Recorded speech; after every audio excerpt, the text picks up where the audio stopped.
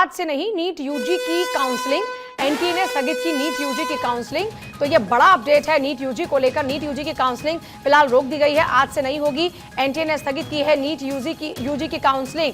तो ये बड़ा अपडेट है नीट यूजी को लेकर। देखिए, आप लगातार देख रहे हैं कि एनटीए सवालों के घेरे में है और उस बीच एक तरफ जहां पेपर लीक मामले में सुप्रीम कोर्ट ने भी कहा कि जो मेहनतकश बच्चे रहे हैं उनके साथ इंसाफ नहीं होगा कि परीक्षाओं को रद्द कर दिया जाए।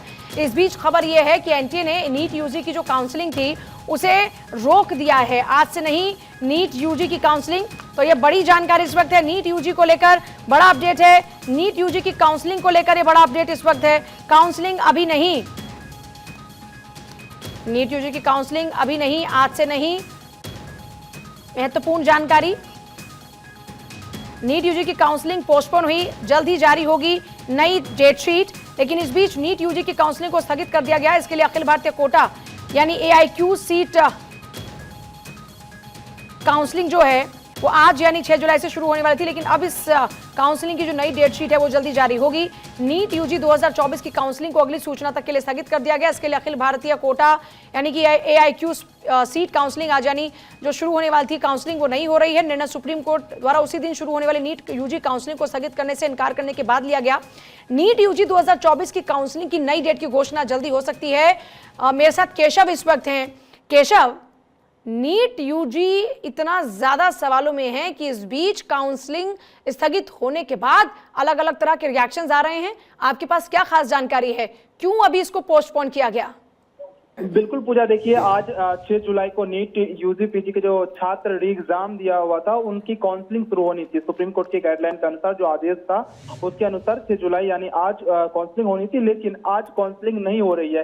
लेकिन हेल्थ मिनिस्ट्री की तरफ से एक नोटिफिकेशन अभी जारी किया गया है, क्लियरिफिकेशन कह सकते हैं कि कुछ चैनलों के द्वारा एक खबर चलाई जा रही है कि रद्द कर दिया गया है काउंसलिंग को, लेकिन काउंसलिंग को रद्द नहीं किया गया। आज जो होनी थी वो आज नहीं हो रही है काउंसलिंग।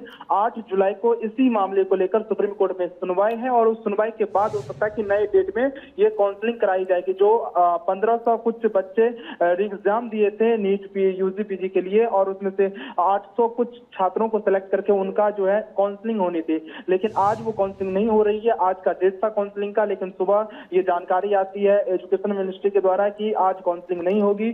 तो अब ये जो काउंसलिंग है हो सकता है जब 8 जुलाई को सुप्रीम कोर्ट में सुनवाई हो जाए इस मामले को लेकर, उसके बाद फिर नए तारीख को कराया जाएगा। ये काउंसलिंग रद्द नहीं, लेकिन इस तरह तो मामला अटक गया केशव।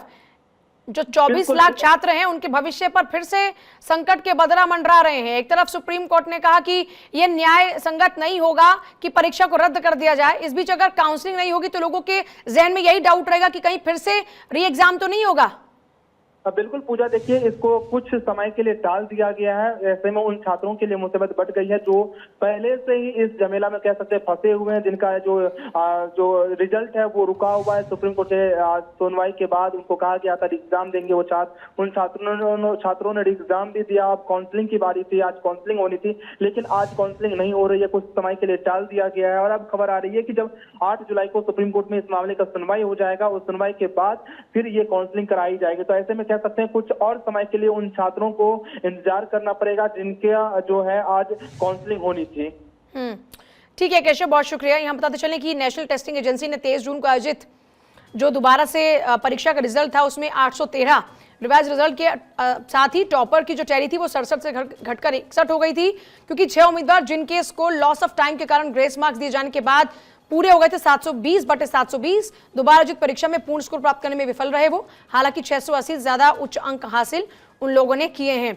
तो कुल मिलाकर देखिए, अगर काउंसलिंग की बात की जाती है, कई राउंड में काउंसलिंग होती है जिसमें रिक्तियों के लिए राउंड और मॉपअप राउंड शामिल होते हैं। मेडिकल प्रवेश परीक्षा उत्तीर्ण करने वाले छात्रों को पहले नीट यूजी काउंसलिंग के लिए पंजीकरण और फीस का भुगतान करना होता है। इसके बाद विकल्प भरकर उन्हें लॉक करना होता है, बाद में डॉक्यूमेंट्स अपलोड करने होते हैं और फिर उसके बाद में जो अलॉट किए गए संस्थान होते हैं उनमें पर्सनल तौर पर रिपोर्ट करना होता है। इस तरीके से उनके दाखिले की प्रक्रिया पूरी होती है और उनकी डॉक्टरी की पढ़ाई शुरू होती है।